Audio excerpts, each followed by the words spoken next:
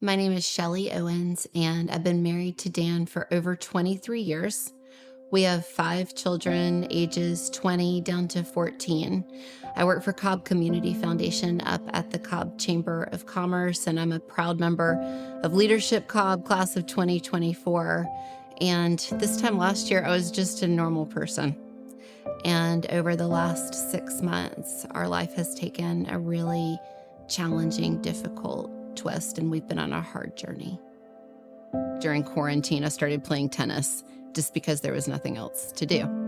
And I got really, really into it. And about a year later, I invited Dan to join me on the tennis court, and he got really, really into it. And we just played tennis all the time. But every Monday night, without fail, we played a game of pickup tennis with our friends, Terry and Jim. And Monday, November 6th was no exception.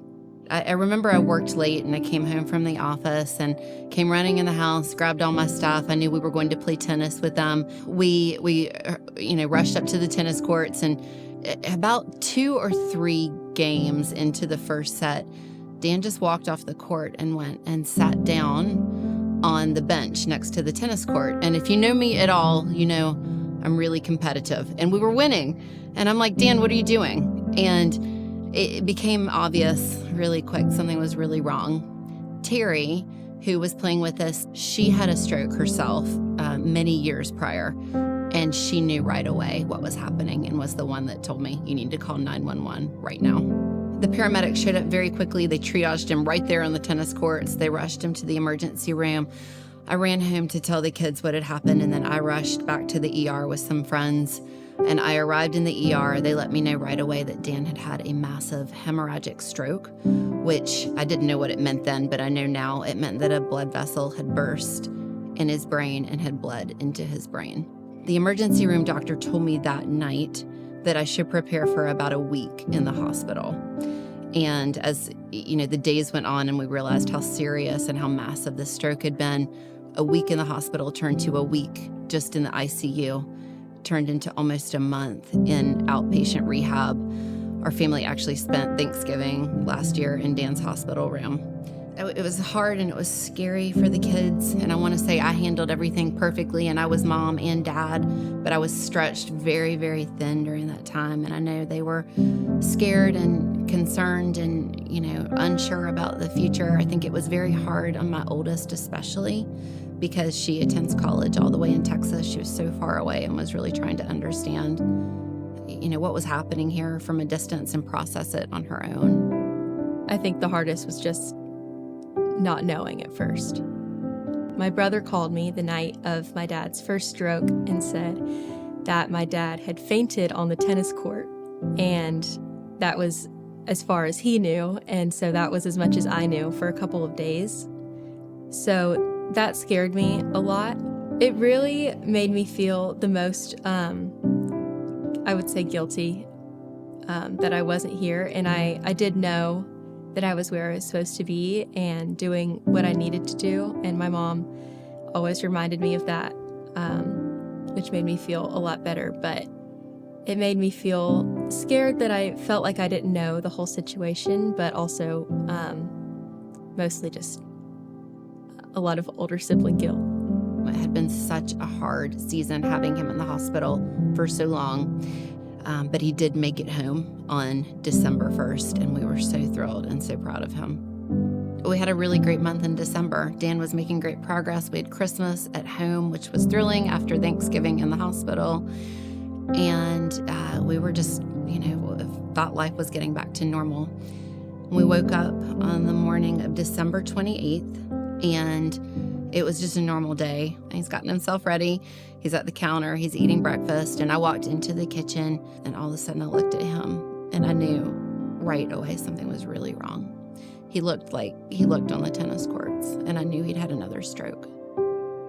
So when he came down the stairs that morning, I definitely could tell something was wrong, because his bad leg was not moving correct, which was weird. I caught that immediately, because he had been doing so good going up and down the stairs by himself. And then I asked him about it, and I could hear his words were slurred more like they were in the hospital.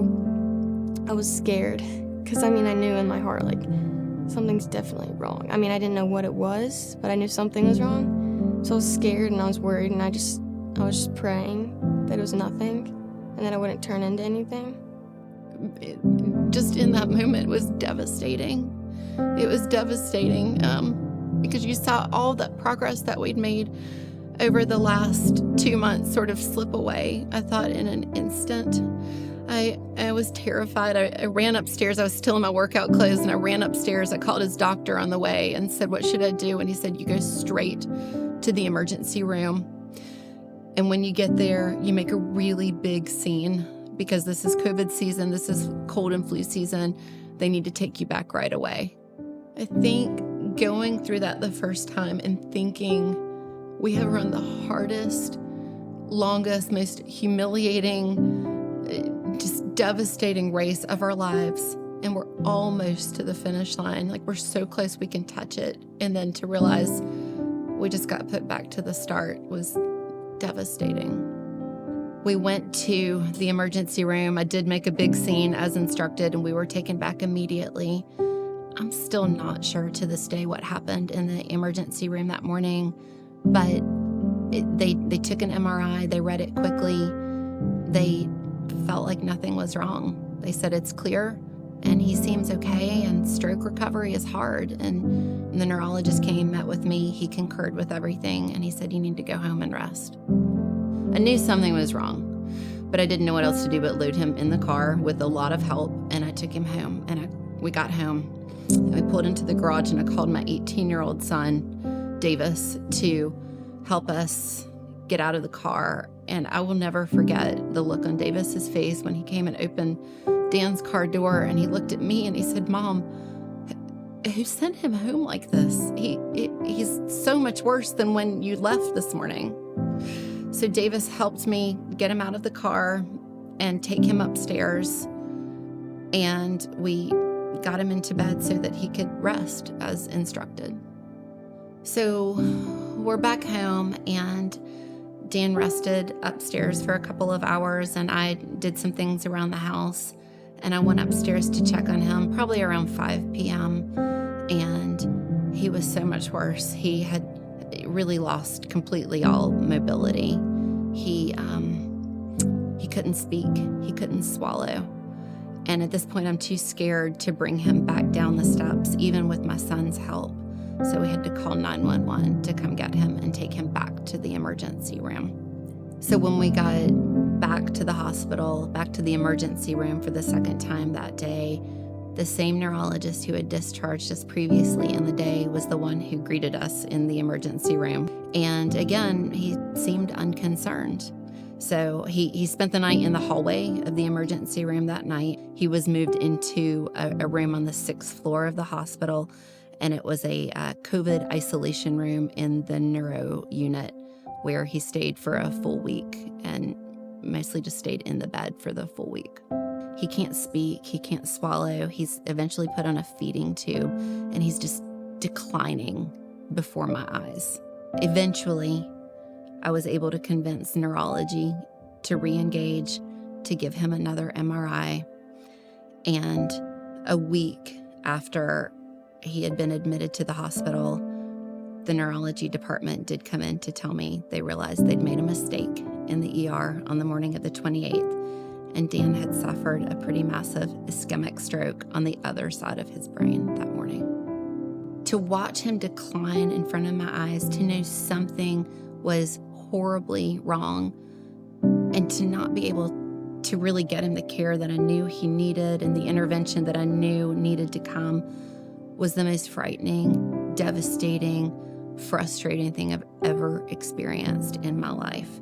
The very first thing I thought of is I want to get him moved to another hospital. I want to move him somewhere else, and we did. We immediately put plans in place to transfer him to the Shepherd Center in Atlanta. The challenge with moving Dan to the Shepherd Center was that our insurance would only approve a 30-day stay, and Shepherd needed approval for a longer stay. So we had to commit to self-pay for a large portion of his stay. Shepherd Center costs $8,000 a day. And I still remember Dan's sister, Susan, saying, "We'll handle it. We've got this part for you. We will figure it out. And Jesus is going to take care of this. And you just take care of Dan." I sat with the doctor and the case manager, and the doctor looked me in the eye and told me that Dan would never work again. And that I would need to make my peace with that, but then I would need to figure out a plan. I get this information, and honestly, the first thing I remember doing is going to my car in the parking garage at Shepherd Center and screaming until my throat was raw. I had no idea what I was going to do. And I drove home and I called my sister-in-law, and she shared my devastation over this diagnosis, over this prognosis. But she also really comforted me and said, "This is going to be really hard, but we're going to all do it together." It was really all I needed to hear, to know we're all going to stand with you. We're all going to support you. We're not going to let your family drown. To know that the community was going to stand with me meant everything to me, and they did live up to that promise. It's always been my goal to be a kind and a caring person, but especially through this and seeing how many people have come alongside my family and just given so much of their time and their talents and their treasures to us. It really just inspires me that I want to do that for someone one day. People from, again, all over the world leaned in to help us take care of that self-pay at Shepherd. That was the very first biggest concern in my mind. But they leaned in every way you could ever imagine, with food, with help with my kids, help with my pets. I had friends come over and get our house ADA compliant, add, railings and take care of bathrooms, install a hospital bed, install a wheelchair ramp. A lot of times people took care of things that I didn't even realize they needed done until after it was taken care of. And I cannot say how much comfort and joy and encouragement that really brought me. Dan was discharged from the Shepherd Center on February 14th, on Valentine's Day. The doctors had sent him home because they'd done everything that they reasonably could do. Dan is totally paralyzed on his left side. He still struggles a lot with speech, with his swallow to some degree, with some cognition.